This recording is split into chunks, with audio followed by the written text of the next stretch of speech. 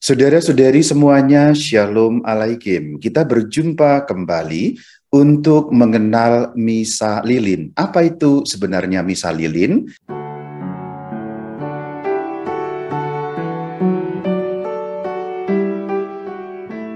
Pertama-tama kita akan lihat dari landasan Alkitabiahnya, kemudian kita lihat dari sisi liturgisnya. Awalnya adalah sebuah tanda tanya. Jadi aku akan menceritakan lebih dahulu bagaimana perjalanan pengetahuanku yang mulanya melihat penanggalan liturgi. Dan di dalam penanggalan liturgi, setiap tanggal 2 Februari, itu tertulis pesta Yesus dipersembahkan di Bait Allah. Kemudian ada keterangan pemberkatan lilin. Aku kemudian bertanya-tanya, apa maksudnya pemberkatan lilin? Maka aku mencari-cari segala macam sumber yang dapat kutemukan. Sumber-sumber dari buku-buku liturgi dan lain sebagainya, aku mulai menggalinya, lalu menemukan ternyata yang dimaksud pemberkatan lilin pada 2 Februari tidak lain dan tidak bukan adalah Misa Lilin. Misa Lilin itu dapat disebut juga dengan istilah Misa Terang. Dapat juga disebut dengan istilah Misa Cahaya. Mari kita mengarahkan diri pada beberapa foto berikut. Ini juga perayaan Misa Lilin. Kita juga lihat di bagian foto ini sedang terjadi konsekrasi dan lilin yang dinyalakan banyak sekali. Umat di bagian bawah juga terlihat menyalakan lilin. Juga bagian ini sedang hampir konsekrasi, juga nyala lilin yang banyak sekali. Kalau kita melihat khasanah misa yang terjadi di luar Indonesia, ada banyak yang mempraktekkan dan masih mempraktekkan pelaksanaan misa lilin sampai hari ini. Sayangnya kok di Indonesia hilang, hampir tidak ada. Yang mendengarkan pembicaraan ini mungkin pernah mengalami, mungkin pernah melihat yang namanya misa lilin. Jadi nanti silakan sharing yang mengalami, di parokiku ada, silakan nanti boleh bersharing, oh ternyata masih ada, tidak hilang begitu saja. Kalau kita melihat penanggalan liturgi setiap tahun, bukan hanya tahun ini, tahun-tahun yang sebelum-sebelumnya, sebelum dan sebelumnya, sudah selalu tercantum pemberkatan lilin. Bahkan ketika aku menggali dalam liturgi bahasa Indonesia, buku-buku terjemah liturgi dalam bahasa Indonesia, sudah ada rumus-rumus liturgi pemberkatan lilin, perarakan, dan sebagainya. Sehingga tidak perlu lagi menerjemahkan dari buku-buku bahasa Latin atau bahasa Inggris terkait dengan liturgi. Jadi bukunya ada, kalendernya mencantumkan, tetapi pelaksanaannya sepi-sepi sekali. Maka mari kita hidupkan kembali Misa Lilin ini. Dan semoga dengan mendengarkan pembicaraan kali ini Anda mengerti, oh ternyata yang dimaksud Misa Lilin itu seperti itu. Dan nanti ketika Anda sudah mulai mengalami dan mengerti keindahan liturginya, kamu boleh mengusulkannya kepada seksi liturgi atau malah kepada pastor parokimu, pastor romo. Mari kita hidupkan kembali kekayaan liturgi yang sangat bagus ini. Aku menjanjikan kepadamu, kalau kamu mendengarkan dengan sungguh-sungguh, nanti kamu akan menemukan keindahan liturgi dari Misa Lilin ini. Dan sayang sekali, ketika Misa Lilin ini mati begitu saja di Indonesia, bahkan hampir tidak ada lagi yang tahu. Mari Katekisen kita menjadi misionaris Misa Lilin. Untuk Anda di paroki masing-masing atau di biara, kalau Anda seorang biarawan atau seorang biarawati, supaya dapat dihidupkan kembali khasanah liturgi Katolik yang sebenarnya ada. Buktinya apa? Tercantum kok di dalam kalender liturgi. Juga ada kok bukunya dalam bahasa Indonesia, nggak perlu menerjemahkan, sudah ada memang. Khasanahnya ada, tapi kok prakteknya tidak ada. Karena ini terlupakan. Ayo kita bangkitkan kembali. Mari kita lihat apa itu sebenarnya Misa Lilin. Misa Lilin adalah perayaan hari ke-40 setelah Natal. Jadi hari ke-40 setelah Natal untuk memperingati persembahan bayi Yesus ke Bait Allah yang ada di Yerusalem. Dengan demikian, Misa Lilin sangat alkitabiah. Artinya, didukung dengan bukti-bukti ayat Alkitab yang begitu kuat. Tradisi Misa Lilin dalam Gereja Katolik, dasar-dasarnya begitu kuat di dalam Alkitab. Itulah kenapa pada bagian yang pertama aku mengajak semuanya untuk melihat landasan Alkitabiah dari Misa Lilin ini. Kita akan membuka Injil Lukas pada bab 2 ayat 22 sampai ke 40. Itu terdiri atas 5 bagian. Jadi kita akan mendalaminya bagian per bagian. Sekarang kita dalami bagian pertama, Lukas 2 ayat 22 sampai 24. Mari kita baca. Lalu ketika tiba waktu penyucian menurut hukum Musa, mereka, maksudnya Yusuf dan Maria, membawa dia, maksudnya bayi Yesus, ke Yerusalem untuk menyerahkannya kepada Tuhan. Seperti ada tertulis dalam hukum Tuhan, semua anak laki-laki sulung harus dikuduskan bagi Allah.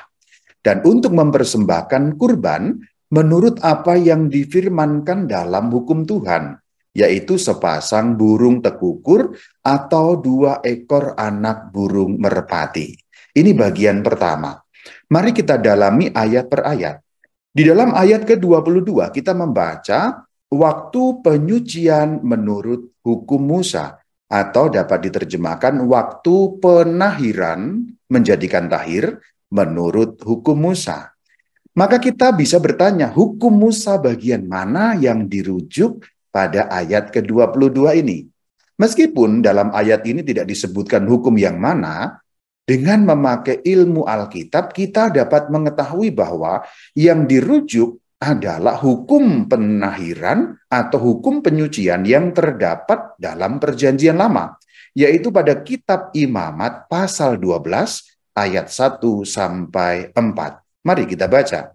Tuhan berfirman kepada Musa demikian, katakanlah kepada orang Israel, apabila seorang perempuan bersalin dan melahirkan anak laki-laki, maka najislah ia selama 7 hari, sama seperti pada hari-hari ia bercemar kain, ia najis. Mari perhatikan ayat yang kedua. Seorang perempuan melahirkan anak laki-laki. Jadi yang dibicarakan adalah anak laki-laki. Maka baginda Yesus Kristus masuk pada hukum yang bagian ini, yaitu Imamat 12 ayat yang kedua. Perempuan yang dimaksud tentu kalau kita kontekskan dalam peristiwa adalah Bunda Maria. Maka dikatakan najislah perempuan itu selama 7 hari. Menurut hukum Imamat ini, yang najis adalah si perempuan. Sama seperti hari-hari ia bercemar kain. Bercemar kain maksudnya dalam bahasa sekarang mengalami menstruasi atau datang bulan. Waktu kenajisan adalah selama 7 hari. Jadi kalau kita melihat menggunakan penanggalan kira-kira begini, hari yang pertama adalah hari kelahiran. Maka kalau kita kontekskan dalam kelahiran Sang Kristus itu 25 Desember. Maka sampai 7 hari berikutnya, 26, 27 dan seterusnya, sampai pada hari ke-7, itulah kenajisan yang terjadi pada si perempuan, dalam hal ini Bunda Maria. Kalau kita pakai tanggal, kemudian kita urutkan hari yang ke-7 itu 31 Desember. Tentu pada waktu itu belum ada hitungan Desember, karena yang dipakai belum hitungan waktu. Ini kan konteksnya kita kembalikan pada zaman sekarang. Kalau menggunakan hitungan kita, 25 Desember kelahiran Tuhan Yesus, maka 7 hari ke depan sampai 31 Desember itulah hitungan waktu yang ditunjuk pada kitab Imamat tadi, yaitu Imamat 12 pada ayat yang kedua. Najis selama 7 hari. Sekarang kita baca Imamat 12 ayat yang ketiga. Dan pada hari yang ke-8 haruslah dikerat daging kulit khatan anak itu. Maksudnya disunat. Maka kalau kita kembalikan pada tanggalan, 1 Januari itu hari yang ke-8. Pada hari yang ke-8 itu terjadi sunatnya Tuhan Yesus. Pada kalender lama, yaitu pada kalender sebelum pembaharuan liturgi dengan Konsili Vatikan kedua, tanggal 1 Januari itu namanya bukan Hari Raya Bunda Allah, tetapi Hari Raya sunatnya Tuhan Yesus.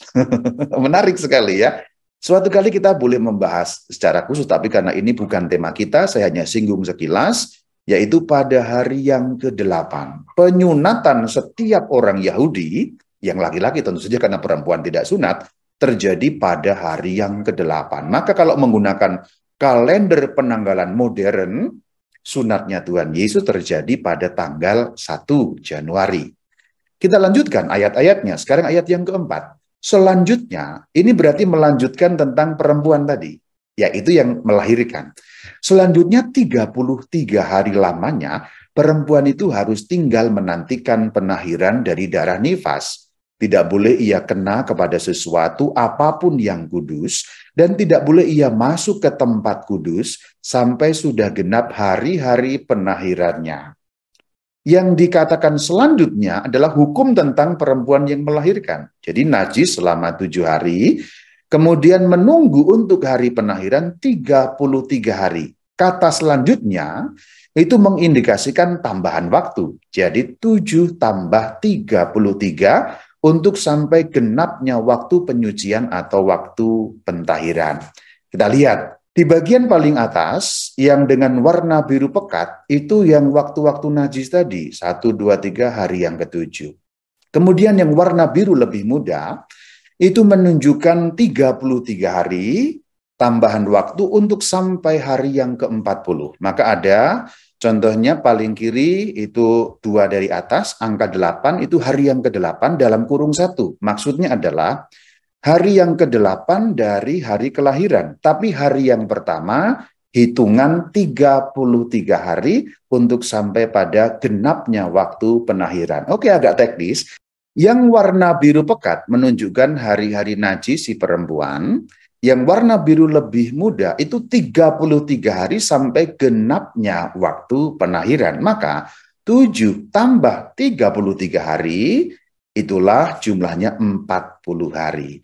Maka kalau kita melihat dari kelahiran baginda Yesus 25 Desember, kalau kita konversi ke dalam penanggalan modern, maka jatuhnya hari ke-40 adalah persis pada tanggal 2 Februari. Jadi 2 Februari itu perayaan hari ke-40 setelah Hari Raya Natal.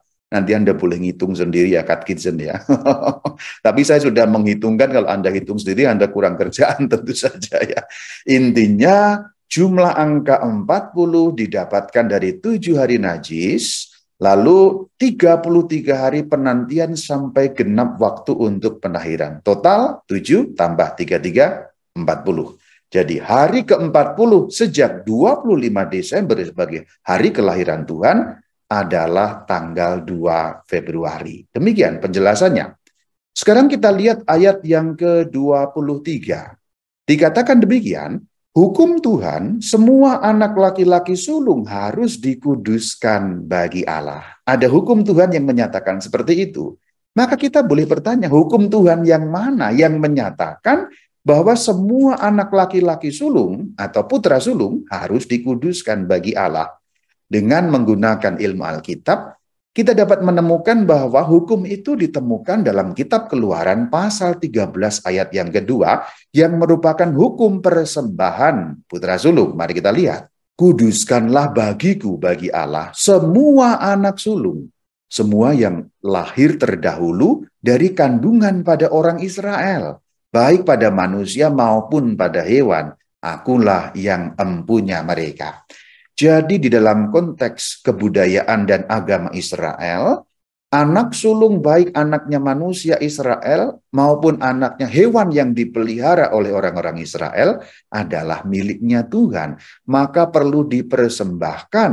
Maka ada persembahan putra sulung, juga ada persembahan anak hewan yang lahir sulung sebagai miliknya Allah. Dengan dipersembahkan, itu merupakan penanda bahwa anak ini, yang sulung ini, putra sulung ini menjadi miliknya Tuhan. Menurut Keluaran 13 ayat yang kedua. Kita nyambung sekarang ayat 24 kita bahas. Kurban menurut apa yang difirmankan dalam hukum Tuhan. Lagi-lagi Lukas 2 ayat 24 ini tidak memberikan rujukan hukum Tuhan yang mana. Tetapi sebagai orang yang mengerti sedikit Alkitab, kita dapat melacaknya bahwa hukum Tuhan yang dimaksud adalah hukum penyucian yang juga bagian awal tadi sudah kita kutip. Ini sekarang Imamat 12 ayat yang ke-8 yang bunyinya demikian. Jikalau ia tidak mampu untuk menyediakan seekor kambing atau domba, maka haruslah ia mengambil 2 ekor burung tekukur atau 2 ekor anak burung merpati, yang seekor sebagai kurban bakaran dan yang seekor lagi sebagai kurban penghapus dosa, dan imam itu harus mengadakan pendamaian bagi perempuan itu. maka tahirlah ia. Tahir menjadi suci kembali. Jadi ada aturan. Kalau mampu menyediakan kambing atau domba, kalau tidak mampu membeli atau menyediakan kambing dan domba, sebagai penggantinya adalah 2 ekor burung tekukur atau 2 ekor anak burung merpati. Jadi kemudian kita tahu bahwa dengan membaca Imamat 12 ayat yang ke-8, itulah yang dimaksud dan yang ditaati oleh Bunda Maria pada saat ia bersama dengan bayi Yesus dan Santo Yusuf datang ke bait suci di Yerusalem. Itu bagian pertama selesai. Dari bagian pertama kita kemudian mengetahui hukum-hukum Tuhan mana yang dirujuk dan ditaati oleh keluarga kudus, dan juga bagaimana kesimpulannya sampai gereja menetapkan bahwa 2 Februari itu perayaan untuk merayakan Misa Lilin karena hari yang ke-40. Jadi kalau kita membaca Lukas 2 tadi, demikian jelas bagaimana landasan Alkitabiah dari perayaan liturgi Yesus dipersembahkan di bait Allah yang dalam kesatuan dengan perarakan lilin, yaitu disebut sebagai Misa Lilin. Sekarang bagian yang kedua, Lukas 2 ayat 25 sampai 32. Adalah di Yerusalem seorang bernama Simeon. Ia seorang yang benar dan saleh yang menantikan penghiburan bagi Israel, dan Roh Kudus ada di atasnya. Dikatakan ada seorang tokoh bernama Simeon. Seperti apa dia? Kita lanjutkan. Kepadanya telah dinyatakan oleh Roh Kudus, jadi menerima firman melalui Roh Kudus, ia tidak akan mati sebelum ia melihat Mesias, yaitu dia yang diurapi Tuhan. Jadi sudah diberi warta oleh Roh Kudus bahwa Simeon ini tidak akan mati meskipun umurnya sudah tua sebelum ia melihat Mesias. Apakah kemudian terjadi? Ayat selanjutnya memberi keterangan. Ia, maksudnya Simeon, datang ke bait Allah oleh Roh Kudus, maksudnya oleh dorongan atau inspirasi Roh Kudus. Ketika Yesus anak itu, maksudnya bayi itu, karena bayi berumur 40 hari, dibawa masuk oleh orang tuanya untuk melakukan kepadanya apa yang ditentukan hukum Taurat. Untuk menaati hukum Taurat. Kenapa? Karena Yesus Kristus orang Yahudi, Bunda Maria orang Yahudi, Bapak Yosef orang Yahudi. Maka terikat hukum Taurat karena mereka semua orang Yahudi. Selanjutnya ayat 28. Ia, maksudnya Simeon, menyambut anak itu dan menggendongnya sambil memuji Allah katanya. Dan seterusnya. Menurut ayat 28 ini, nubuat yang disampaikan Roh Kudus terpenuhi. Karena Simeon tidak akan mati sebelum melihat Mesias. Ini bahkan ia tidak hanya melihat Mesias, menggendong sang Mesias. Maka dikatakan sambil memuji Allah, yang perkataannya itu terdapat dalam ayat 29 dan seterusnya. Bunyinya demikian. Sekarang Tuhan biarkanlah hamba-Mu ini pergi dalam damai sejahtera sesuai dengan firman-Mu. Pergi dalam damai sejahtera, tentulah yang dimaksud, bolehlah Tuhan aku ini sudah saatnya mati, aku telah melihat Mesias. Selanjutnya, sebab mataku telah melihat keselamatan yang datang darimu. Yang dimaksud keselamatan yang datang darimu, tentulah Simeon tahu pada saat menggendong bayi Yesus, itulah sang Mesias, itulah keselamatan. Ayat 31 memberi penekanan, yang telah engkaunya Tuhan Allah, sediakan di hadapan segala bangsa. Jadi bahkan tidak hanya melihat keselamatan untuk orang Israel saja, Simeon melihat lebih jauh keselamatan yang disediakan untuk segala bangsa. Ayat 30 dan ayat 31. Selanjutnya ayat 32 menjadi penting, terutama dalam konteks perayaan Misa Lilin atau Misa Terang atau Misa Cahaya. Yang konteksnya masih merupakan perkataan dari Simeon. Yaitu terang. Maksudnya yaitu terang itu apa? Jadi melihat keselamatan, keselamatan itulah sang Mesias itulah yang berwujud bayi 40 hari itu. Dan Simeon mengatakan itulah terang. Maka kalau ada gelar Kristus terang dunia, Kristus cahaya dunia, Lukas 2 ayat 32 ini asalnya. Sang Mesias, Yesus Kristus, bayi itu adalah terang yang menyatakan kehendakmu bagi bangsa-bangsa lain dan menjadi kemuliaan bagi umatmu Israel. Menurut ayat 32 ini, Simeon menyadari bahwa Yesus Kristus datang bukan hanya untuk umat Israel, tapi untuk segala bangsa, untuk bangsa-bangsa lain. Maka Simeon mengatakan, bagi bangsa-bangsa lain dan bagi umat Israel. Maka kalau ada yang mengatakan Yesus datang hanya untuk umat Israel, salah besar. Karena bahkan dari ketika beliau dipersembahkan ke bait Allah, sudah ada pernyataan Roh Kudus melalui Simeon. Ingat bahwa Simeon dinaungi Roh Kudus. Maka pernyataan Simeon merupakan ilham inspirasi dari Roh Kudus. Maka sebutan terang ini muncul di sini. Maka kita memiliki gelar bagi Sang Kristus, yaitu Kristus terang bagi bangsa-bangsa. Bahkan gelar terang bagi bangsa-bangsa ini dijadikan salah satu judul dokumen gereja yang dalam bahasa Latin berbunyi Lumen Gentium, terang bagi bangsa-bangsa. Itulah Kristus.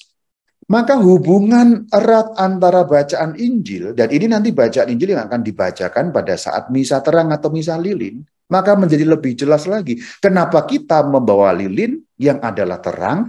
Karena Kristus disebut terang bagi bangsa-bangsa.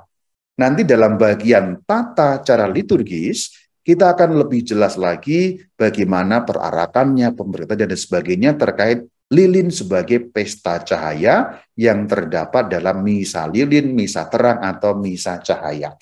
Dengan demikian, peristiwa Natal menjadi sangat berhubungan dengan peristiwa Paskah. Pada malam Paskah kita menyalakan lilin sebagai terang. Kristus, cahaya dunia. Maka juga diserukan, cahaya Kristus syukur kepada Allah. Ketika kita tidak merayakan misa lilin atau misa terang, maka hubungan antara Natal dan Paskah menjadi kurang jelas. Ketika kita bangkitkan kembali misa lilin alias misa terang ini, nanti hubungan Natal dan Paskah lebih jelas lagi. 2 Februari sebagai penutup secara tradisional masa Natal ditandai dengan pesta terang, pesta cahaya, pesta lilin.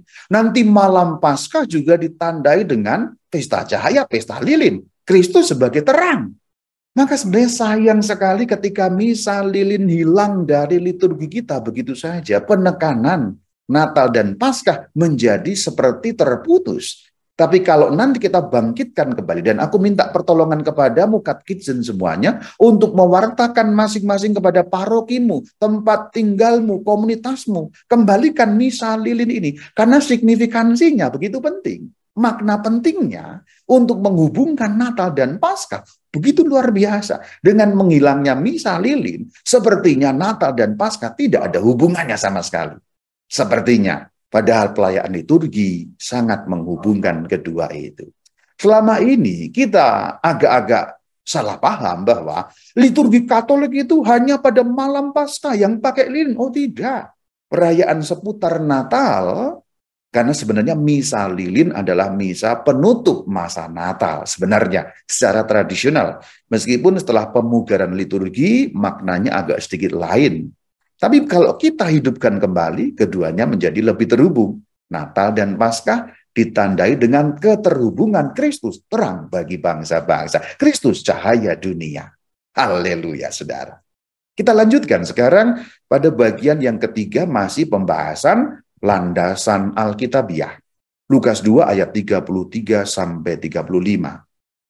Bapak serta ibunya, Yusuf dan Maria, amat heran akan segala sesuatu yang dikatakan tentang dia. Tentulah mereka keheranan. Karena yang dinyatakan luar biasa, Kristus sebagai terang. Lalu Simeon memberkati mereka dan berkata kepada Maria, ibu anak itu. Bagian selanjutnya dari perkataan Simeon adalah, lihat, bagian yang tercetak warna putih, perkataan kepada Bunda Maria. Jadi ini ngomong khusus berdua dengan Bunda Maria. Simeon mengatakan, sesungguhnya anak ini ditentukan untuk menjatuhkan dan membangkitkan banyak orang di Israel, dan untuk menjadi suatu tanda yang menimbulkan perbantahan, supaya menjadi nyata pikiran hati banyak orang. Tetapi kelak, suatu pedang akan menembus jiwamu sendiri. Siapa yang dimaksud jiwamu atau mu di sana? Karena pembicaraan ini ditujukan kepada Maria. Ingat ayat 34 berkata kepada Maria, maka perkataan jiwamu, mu yang di situ adalah Maria. suatu pedang akan menembus jiwa Maria. Dari nubuat Simeon Lukas 2 ayat 35 ini, kemudian kita mengenal 7 kedukaan Bunda Maria sebagai pemenuhan dari nubuat pedang yang menembus jiwa. Kita lanjutkan, sekarang masuk pada bagian yang keempat, Lukas 2 ayat 36 sampai 38. Lagi pula di situ ada Hana, seorang nabiah. Nabiah berarti nabi perempuan, anak perempuan Fanuel dari suku Asyer. Ia sudah sangat lanjut umurnya. Kemudian dimunculkan satu lagi sosok yang bernama Hana, Anna atau Hannah. Nama ini adalah nama yang sama dengan nama ibunda dari Ibu Maria. Ibu Maria itu anak dari Hana dan Yoakim. Jadi nama yang sama, tetapi ini bukan orang yang sama tentu saja. Hanya dikatakan seorang nabi perempuan yang sudah lanjut umurnya. Sesudah kawin, ia hidup 7 tahun lamanya bersama suaminya, dan sampai sekarang ia janda dan telah berumur 84 tahun. Ia tidak pernah meninggalkan bait Allah, dan siang malam beribadah dengan berpuasa dan berdoa. Seorang nabi perempuan yang janda, yang selalu berdoa dan berpuasa di dalam bait Allah. Pada saat itu juga datanglah ia ke situ, berarti pada saat Simeon datang, ketemu dengan keluarga kudus, Hannah juga datang. Dan mengucap syukur kepada Allah dan berbicara tentang anak itu kepada semua yang menantikan kelepasan untuk Yerusalem. Memang pembicaraan Hannah tidak dikatakan, tapi dikatakan dengan ringkas pada ayat 38, berbicara tentang anak itu. Tentu yang dimaksud juga bernubuat tentang Yesus Kristus Tuhan yang akan melepaskan umatnya dari belenggu. Maka dikatakan semua orang yang menantikan kelepasan untuk Yerusalem. Jadi bagian keempat ini kita menemukan satu tokoh lagi yaitu Hana, Anna atau Hannah. Bagian terakhir Lukas 2 ayat 39 sampai 40. Setelah selesai semua yang harus dilakukan menurut hukum Tuhan, kembalilah mereka ke kota kediaman mereka, yaitu kota Nazaret di Galilea. Anak itu bertambah besar dan menjadi kuat, penuh hikmat dan anugerah Allah ada padanya. Penekanan pada bagian terakhir adalah mereka menyelesaikan semua, yaitu pemenuhan hukum Tuhan, hukum Taurat.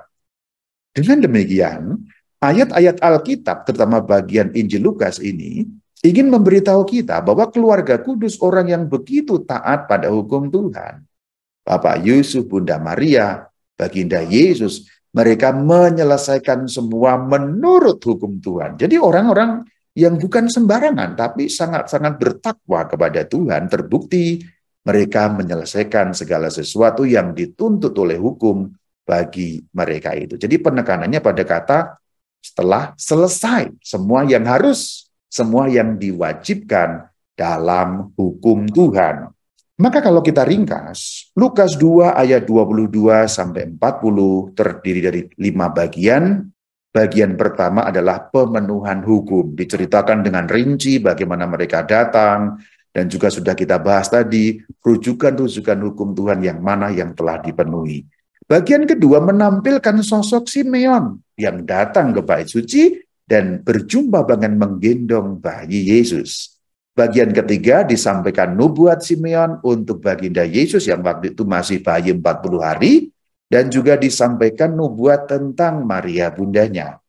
Lalu muncul sosok nabi perempuan Hana yang juga berbicara mengenai sang bayi, meskipun tidak dikatakan isi pembicaraan apa. Bagian terakhir, ayat Alkitab menegaskan bahwa mereka menyelesaikan semua yang diminta oleh hukum Tuhan. Demikian landasan Alkitabiah bagi Misa Lilin. Dan nanti kalau Anda akan mengikuti Misa Lilin, ayat-ayat Alkitab inilah yang akan dibacakan dalam Misa Lilin. Jadi Injil yang dikutip dalam Misa Lilin adalah Lukas 2 ayat 22 sampai 40. Dan harus ingat bahwa penekanan utama yang nyambung dengan perarakan lilin, pemberkatan lilin, penyalaan lilin oleh umat adalah bagaimana Simeon menyebut Sang Kristus sebagai terang bagi bangsa-bangsa. Jadi ayat-ayat Injil dihidupkan dengan penyalaan lilin. maka menjadi seperti pesta terang, pesta cahaya. Dengan demikian bagian landasan Alkitabiah sudah selesai.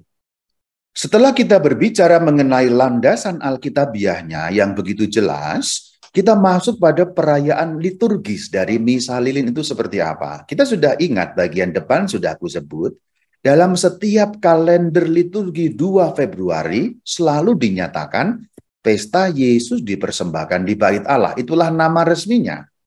Dengan ada keterangan pemberkatan lilin. Itulah kenapa kita bisa mengenal Misa Lilin. Ini Misa Lilin itu sebutan populer.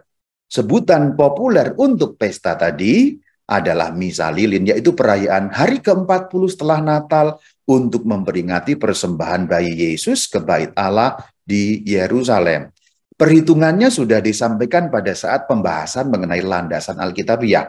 Kalau kita hitung hari pertama 25 Desember, hari ke-40 jatuhnya persis pada 2 Februari. Bagian ini sudah kita hitung secara rinci berdasarkan ayat-ayat Alkitab tadi.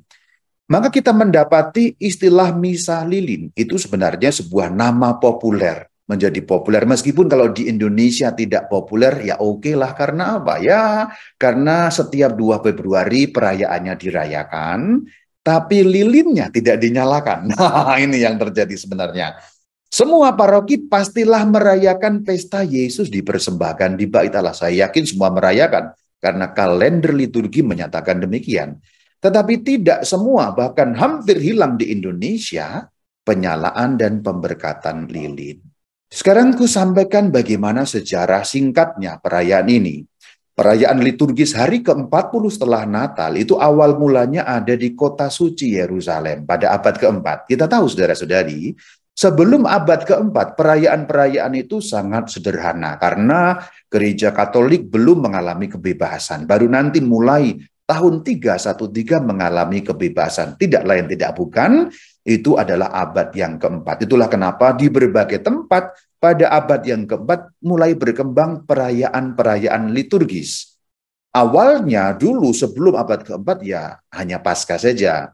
Kemudian Natal, yang lain-lain tentu tidak banyak ada perayaan liturgi karena perayaan liturgi tidak sebebas pada abad keempat. Ketika mulai bebas, muncul di Yerusalem perayaan liturgi hari ke-40 setelah Natal. Ini seperti menjadi paralel, saudara-saudari. Ada hari ke-40 setelah Natal, ada hari ke-40 setelah Paskah. Sehingga hubungan antara Paskah dan Natal itu diparalelkan. Coba perhatikan. Hari ke-40 setelah Paskah itu hari kenaikan Tuhan ke surga. Hari ke-40 setelah Natal, hari persembahan Yesus ke Bait Allah. Itu awal mulanya di Yerusalem. Sehingga menjadi paralel. Hubungan Natal dan Paskah menjadi sangat manis dan sangat cantik hubungannya. Dan juga angka 40 itu angka yang cantik dalam Alkitab. Kalau kita ngomong 40, hari ke-40, 40 tahun, hitungan angka 40. Itu Alkitabiah sekali. Itu angka yang cantik karena angka yang berkali-kali disebut dalam Alkitab 40, 40, 40. Dari Yerusalem, perayaan itu kemudian menyebar ke seluruh dunia Kristen, sampai juga ke barat, sampai ke Roma tentu saja. Menyebar ke Armenia, menyebar juga ke wilayah-wilayah yang sekarang negara Turki, kalau zaman dulu adalah Konstantinopel, ke Alexandria, ke Syria. Intinya kemudian menjadi dirayakan di segala tempat yang pada saat itu menganut agama Kristen. Tentu Kristen yang dimaksud, Kristen yang satu, kudus, Katolik, dan Apostolik, yaitu gereja Katolik yang pada waktu itu sudah ada karena nyambung sampai pada zaman para rasul. Kemudian di barat, yaitu di Roma, karena Natalnya jatuh pada 25 Desember, perayaan hari ke-40 diselenggarakan setiap 2 Februari. Kita sudah menghitungnya. Kenapa kok 2 Februari? Karena kalender di barat adalah kalender Romawi yang kemudian diubah dari kalender Julian menjadi kalender Gregorian. Dasarnya adalah kalender orang Roma, awalnya kalender Julian. Kemudian dijadikan kalender gereja Katolik, diubah namanya dan perhitungannya menjadi kalender Gregorian. Kalau Natalnya 25 Desember, maka hari ke-40 Februari itu yang terjadi di barat. Di timur agak lain karena kalender mereka masih menggunakan kalender Julian. Meskipun beberapa Katolik Timur sudah mengadopsi juga kalender Gregorian. Ini agak rumit, oke kita nggak usah bahas. Tapi intinya karena kita menggunakan kalender Gregorian, maka hari ke-40 itu jatuh pada 2 Februari. Saya nggak terlalu mau masuk kepada teknis urusan kalender. Intinya hari ke-40 jatuhnya 2 Februari untuk Roma, untuk kalender yang ada di barat. Dan secara tradisional, perayaan 2 Februari itu menutup masa Natal. Pada zaman sekarang, setelah Konsili Vatikan kedua, kita menutup masa Natal lebih cepat dari waktu sebelum Konsili Vatikan kedua. Jadi pada saat Konsili Vatikan kedua ada beberapa pemugaran liturgi termasuk masa Natal. Kalau sebelumnya, masa Natal ditutup setelah 40 hari. Kurang lebihnya mirip dengan masa Paskah, kurang lebihnya. Tentu ada sedikit perbedaan karena masa Paskah punya juga Pentakosta, yaitu hari yang ke-50. Tapi kurang lebih penutupannya agak panjang gitu maksud saya. Kalau setelah Konsili Vatikan kedua sedikit agak pendek, tentu saya tidak akan masuk pada hal teknis, ini bisa menjadi PR lain lagi, tapi intinya secara tradisional pada liturgi di barat, perayaan 2 Februari itu adalah penutupan masa Natal. Dalam liturgi di timur, yaitu gereja-gereja timur, baik ortodoks maupun katolik, perayaan tersebut dinamakan dengan perayaan Hipapante, yaitu penekanannya ada pada perjumpaan Simeon dengan bayi Yesus. Perjumpaan Simeon dengan bayi Yesus menghasilkan suatu pernyataan nubuat Yesus sebagai terang bagi bangsa-bangsa. Maka penekanan di timur kuat pada bagian itu. Karena kita liturginya liturgi barat, maka kita akan fokus pada liturgi barat saja, yaitu liturgi Romawi. Di barat, di Roma, perayaan itu memperingati 3 hal sekaligus yang sudah kita lihat landasan Alkitabiahnya. Yang pertama diperingati perjumpaan Simeon dengan bayi Yesus. Ini paralel dengan liturgi timur. Yang kedua, bersamaan atau simultan, persembahan bayi Yesus. Dan yang ketiga, penyucian atau penahiran Bunda Maria. Jadi di barat 3 sekaligus penekanan ini dirayakan pada 2 Februari menutup masa Natal. Nah, dalam ritus Latin atau ritus Roma sebelum Konsili Vatikan kedua, yaitu dalam Missale Romanum 1962 yang sudah dibuat Missale Romanum itu sejak pada masa Konsili Trente, tapi redaksi yang terakhir adalah tahun 1962. Ini bukunya, yaitu Missale Romanum 1962. Ini ritus lama sebelum Vatikan kedua. Ini saya juga bisa merayakan Misa MR 62 ini. Dalam ritus Latin sebelum Konsili Vatikan kedua, yaitu Missale Romanum 1962, perayaan 2 Februari disebut dalam bahasa Latin Purificatio Beate Maria Virginis, atau kalau terjemahan bahasa Indonesia, penyucian Santa Perawan Maria. Itu sebelum tahun 62. 2 Februari dinamakan perayaan penyucian atau penahiran Santa Perawan Maria. Ingat bahwa liturgi Romawi menekankan 3 hal sekaligus. Meskipun dalam penamaannya yang ditekankan adalah penyucian Bunda Maria atau penahiran hari ke-40. Itu yang menjadi penekanannya. Namun kalau kita melihat setelah pemugaran liturgi oleh Konsili Vatikan kedua, yang terdapat dalam Missale Romanum 1969, itu edisi pertama dari Missale Romanum yang kita pakai sekarang, yaitu buku misa yang kita pakai sekarang, perayaan itu namanya berubah. Perayaannya tidak berubah, tetap 2 Februari, tetap 3 hal yang dirayakan, hanya namanya berubah, yaitu Presentatio Domini. Ada perbedaan. Sebelum Konsili Vatikan kedua, namanya Purificatio Beate Mariae Virginis, penyucian Santa Perawan Maria.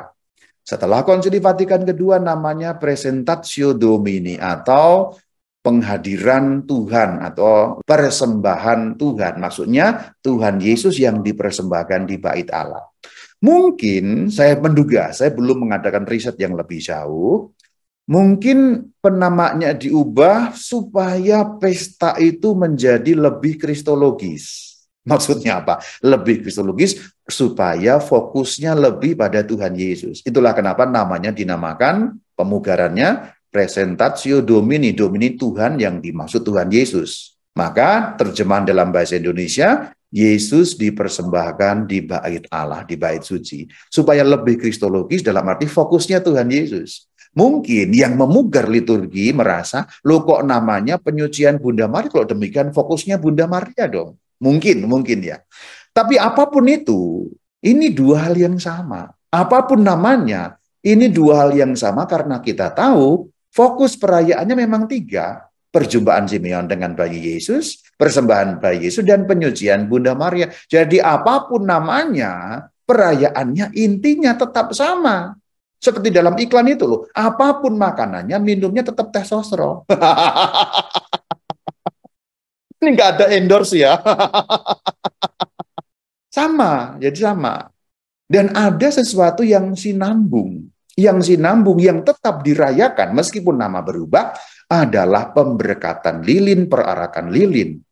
Maka sebenarnya, Purificatio Beate Maria Virginis ataupun Presentatio Domini, dua hal yang sama, yang ada fokus tentang pesta cahaya, yang menekankan perkataan Simeon karena bisikan Roh Kudus yang menyatakan Kristus adalah terang bangsa-bangsa. Artinya, setelah pemugaran oleh Konsili Vatikan II, pesta cahaya tetap ada.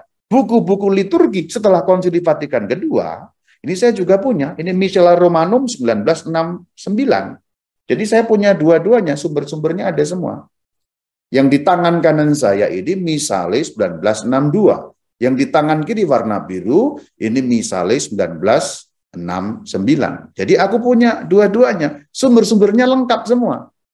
Jadi baik Misale Romanum 62 maupun 69 mencantumkan pesta cahaya sebagai hal yang relevan dan sambung dan perlu kita hayati dan kita rayakan.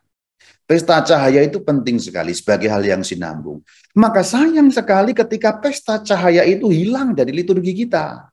Jadi pembicaraanku sekarang ini adalah pembicaraan untuk menggali kembali hal yang hilang ini, padahal sangat signifikan. Ayo kita kembalikan lagi. Di luar negeri sudah banyak yang merayakan, tapi di dalam negeri kenapa tidak ada yang merayakan? Parokiku akan merayakannya. 2 Februari 2023 besok persisnya, Paroki Kristus Sang Penabur Subang akan kembali merayakan pesta cahaya, pemberkatan lilin pada hari Presentatio Domini alias Yesus dipersembahkan di Bait Suci. 40 hari setelah Natal perlu kita rayakan sebagai pesta cahaya.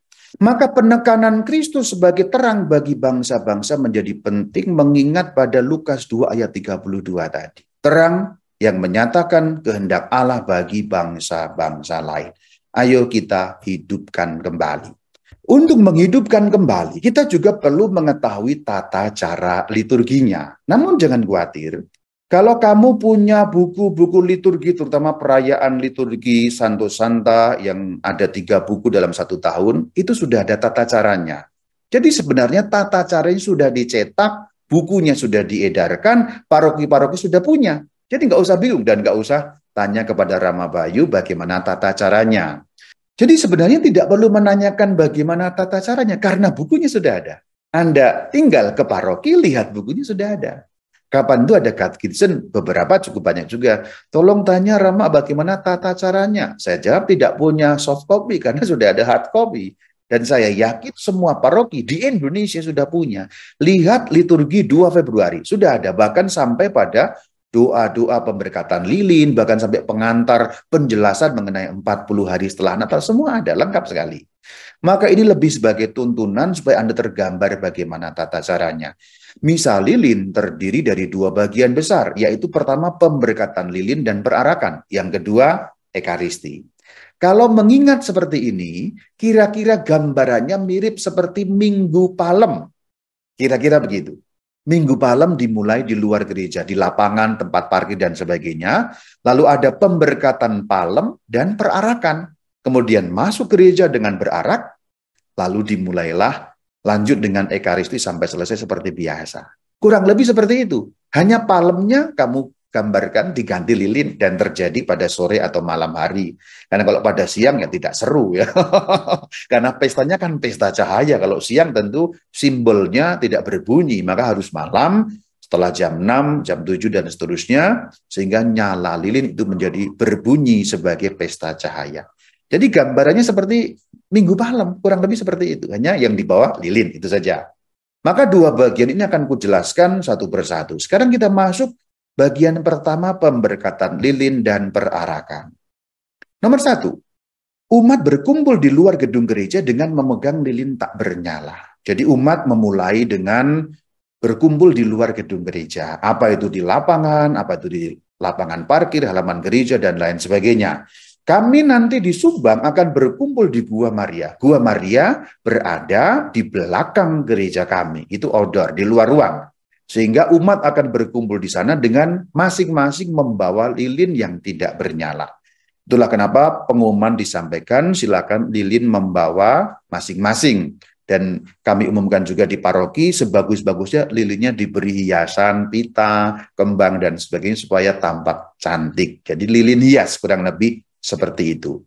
Jadi umat menunggu di luar sudah menggunakan lilin, tapi belum dinyalakan satupun. Yang kedua, imam dan para pelayan lain memasuki tempat perayaan. Jadi masuk ke tempat itu, dan imam menggunakan pluviale. Ingat, kalau parokimu punya pluviale, jangan pakai kasula pada saat ini, tapi pakailah pluviale atau kata lainnya korkap. Ini salah satu busana liturgi yang digunakan untuk perarakan. Kalau perarakan yang dipakai bukan kasula, tapi pluviale. Bentuknya seperti apa? Seperti ini. Jadi mirip dengan kasula, tetapi pembelahannya ada di tengah. Kalau kasula pembelahannya di samping, sehingga tangan bisa keluar ke kiri dan ke kanan. Kalau pluviale pembelahannya di tengah sehingga tangan keluar dari depan. Bentuknya seperti ini. Atau kalau mau lebih jelas, kita lihat gambarnya. Yang sebelah kiri itu tampak dari belakang, yang sebelah kanan itu tampak dari depan. Itulah pluviale. Saya yakin gereja-gereja besar memiliki. Subang sedang diusahakan, tapi kami yakin akan memiliki hari 2 Februari besok. Bahwa perarakan tidak menggunakan kasula, tapi menggunakan korkap alias pluviale. Barangnya seperti ini. Kalau Anda nggak tahu, tinggal nanti tanya pastor paroki, Romo, apakah punya pluviale alias korkap? Oh punya, nanti digunakan. Nomor 3, imam membuka perayaan dengan tanda salib biasa. Dalam nama Bapa dan Putra dan Roh Kudus atau dinyanyikan bebas. Kemudian menjelaskan tentang hari ke-40 setelah Natal. Kabar gembiranya, buku liturgi yang dicetak dalam bahasa Indonesia sudah ada pengantar penjelasan mengenai hari ke-40 setelah Natal. Jadi aku heran sekali, bukunya dicetak, pengantarnya ada, penjelasannya ada, perayaannya tidak pernah ada. Kyrie eleison, Kyrie eleison, Kyrie eleison. Ini benar loh ya. Katekismen harus jadi promotor mengenai misal lilin, ya, karena signifikansinya luar biasa. Selanjutnya, setelah menjelaskan hari ke-40 tadi, kemudian memberkati lilin-lilin. Sekali lagi, dalam buku liturgi bahasa Indonesia sudah ada rumus pemberkatan lilin, dan kubandingkan dengan teks Latin dan Inggris sama persis. Itu ternyata valid, ada, pakailah, tinggal pakai. Sudah disediakan semua, tinggal tahun depan adakan di parokimu. Itu saja. Nomor 5, kemudian imam memerciki lilin-lilin yang dibawa umat tadi dengan air suci. Setelah diperciki, kemudian semua lilin dinyalakan. Perhatikan, kalau semua lilin dinyalakan, pada saat malam gelap bagus sekali. Apalagi ini di luar, lalu nanti ada perarakan seperti yang sudah dinyatakan di bagian awal. Lalu ada antifon penyalaan. Kalau dalam bahasa Latin ini sudah ada lagunya, tapi Gregorian dan sulit sekali. Kalau terjemahan bahasa Indonesia, lihatlah Tuhan kita datang dengan kekuasaan untuk menerangi mata hamba-hambanya. Haleluya. Perhatikan menerangi. Ada kata menerangi. Jadi bagian awal sudah ada, kemudian terang. Ada kata terang. Kalau seandainya ini tidak ada, yang bisa karena lagunya Gregorian boleh diganti dengan lagu lain, misalnya lagu-lagu yang menyebut terang. Ya, di dalam persiapan di paroki kami memang tidak bisa pakai lagu Gregorian, tidak akan jalan nanti. Kami pakai lagu puji syukur ada. Dalam puji syukur nomor 544 itu ada lagu Oh Yesus Kristus Sang Terang. Jadi boleh antifon penyalaan lilin ini atau pemercikan lilin ini dengan menggunakan puji syukur 544. Yaitu Oh Yesus Kristus Sang Terang. Oh Yesus Kristus Sang Terang. Gitu loh. Jadi ada kata-kata, oh Yesus Kristus Sang Terang, maka itu menjadi sesuatu yang bagus. Karena cocok, karena kata terang itu muncul. Sebagus-bagusnya memang menggunakan nyanyian Gregorian. Tapi sekarang siapa yang bisa nyanyi Gregorian? Nah, nanti malah macet, kita boleh ganti lagu lain. Tapi pokoknya intinya pada ada terang. Nah itu. Selanjutnya, imam memulai perarakan. Nanti ada kata-katanya. Semuanya memegang lilin. Semua pelayan liturgi, semua umat, semua pegang lilin yang sudah dinyalakan. Kemudian terjadi perarakan lilin, setelah nanti umat berseru, ada ajakannya, ada seruannya, lalu umat mulai berarak diiringi dengan suatu lagu. Lihat bagaimana perarakan masuk seperti itu, dengan antifon perarakan yang diambil dari Lukas 2 ayat 29 sampai 32. Sudah ada nyanyiannya, bahasa Latin. Kalau mau menyanyikan bagus sekali. Kalau seandainya nanti dari Bandung ada kelompok KOR namanya SCGB, kalau tahun depan mau ke Subang dan nyanyi antifon-antifon ini, ya kami terima, bagus juga. Tapi nanti kami akan mengganti dengan lagu-lagu puji syukur, intinya yang menyatakan Yesus itu sebagai Sang Terang. Tadi kita sudah bahas Lukas 2, di mana Simeon menyatakan Kristus sebagai Sang Terang. Nah, dengan lilin bernyala semuanya memasuki gedung gereja, arak-arakan nanti ya, seperti itu kira-kira. Jadi semua berarak dengan semuanya digelapkan, lampu gereja juga gelap, dan selama perayaan akan gelap, tapi dengan nyala lilin maka menjadi terang semuanya. Pesta cahaya. Aku membayangkan akan indah sekali. Beruntung aku tahun ini akhirnya bisa merayakan. Sebenarnya sudah kira-kira 3-4 tahun lalu aku memikirkan untuk merayakannya, tapi keburu pandemi dan baru punya sekarang kesempatan merayakannya. Kemudian setelah sampai di dalam gereja, imam kemudian melepaskan pluviale tadi, lalu mengenakan kasula. Nah, kemudian bagian ini menjadi bagian selesainya perarakan lilin. Masuk bagian kedua, yaitu Ekaristi. Kenapa harus ganti dengan kasula? Karena pluviale bukan untuk misa. Kalau untuk misa, imam menggunakan kasula. Tentu kalau kasula, kamu sudah tahulah bentuknya seperti apa. Kalau kasula banyak orang tahu, meskipun banyak orang menyebutnya jubah. Wah, jubahnya Romo bagus, bukan jubah, itu kasula. Kalau jubah itu yang di dalam warna hitam. Kalau ditutup dengan yang warna putih itu namanya alba. Yang ada lengannya itu alba. Paling luar, seperti mantol atau ponco itu namanya kasula. Itulah busana liturgi untuk misa. Maka setelah pluviale dilepas, kemudian kasula dikenakan karena akan mengadakan misa. Dengan pelepasan pluviale itu, maka selesai sudah bagian pertama, yaitu perarakan lilin. Maka kita masuk bagian yang kedua, yaitu bagian Ekaristi. Setelah menggunakan kasula dan ditunggu dulu sampai umat masuk semuanya ke dalam gereja, karena imam kan bagian paling depan, maka imam harus nunggu dulu. Dengan demikian KOR juga harus tahu diri, paduan suara, nyanyi terus sampai semua umat benar-benar berada dalam gereja, artinya siap untuk melanjutkan perayaan misa. Kalau semua sudah siap, imam pakai kasula, semua umat di dalam gereja dengan masih menggunakan lilin yang bernyala, kemuliaan dinyanyikan. Kemuliaannya bebas apapun, semoga bisa nyanyi yang meriah, misalnya Laudasion yang gampang tapi cukup meriah, ya boleh ya. Apapun itu pokoknya meriah, tapi yang penting kompak, jadi jangan terlalu sulit lagunya, umat bisa nyanyi sehingga ada kemeriahan. Setelah itu, Ekaristi berlangsung seperti pada umumnya sebenarnya. Bagian terakhir catatan yang cukup penting juga, yaitu kapan lilin-lilin dinyalakan. Secara tradisional, lilin dinyalakan 3 kali di dalam misa lilin. Yang pertama awal, yang tadi setelah diberkati, kemudian lilin dibawa perarakan, terus bernyala sampai pada kolekta. Jadi pada saat kemuliaan tetap bernyala, pada saat kolekta, yaitu Romo mengajak marilah berdoa, ketika imam marilah berdoa, lalu ada doa kolekta itu ya, marilah kita berdoa, ya Allah, dan seterusnya, itu doa kolekta, kemudian dengan pengantar artis dan seterusnya, lalu umat menjawab amin. Nah, setelah umat menjawab amin, kemudian lilin dimatikan, duduk mendengarkan bacaan pertama dan seterusnya. Tapi kemudian pada saat bacaan Injil itu lilin dinyalakan. Bagusnya misdinar atau pelayan sudah menyalakan lilin umat pada saat haleluya, sehingga persiapan. Sehingga pada saat pembacaan Injil, semua umat sudah membawa lilin yang bernyala. Kenapa kok pembacaan Injil itu dinyalakan lilin? Karena ingat tadi, Injilnya akan berbunyi terang. Kristus terang. Jadi pembacaan Injil itu dinyatakan di dalam pesta cahaya terang. Kata terang itu diwujudkan dengan terangnya lilin. Setelah bacaan Injil selesai, lilin dimatikan kembali. Kemudian yang ketiga dari kudus. Jadi mulai privasi, Tuhan bersamamu. Bagusnya sudah mulai dinyalakan kembali. Sehingga pada saat kudus, kemudian doa syukur agung, sampai pada komuni, itu lilin masih bernyala. Sebenarnya 3 kali itu. Tapi di Subang, untuk alasan teknis, bagian yang ketiga tidak kami nyalakan.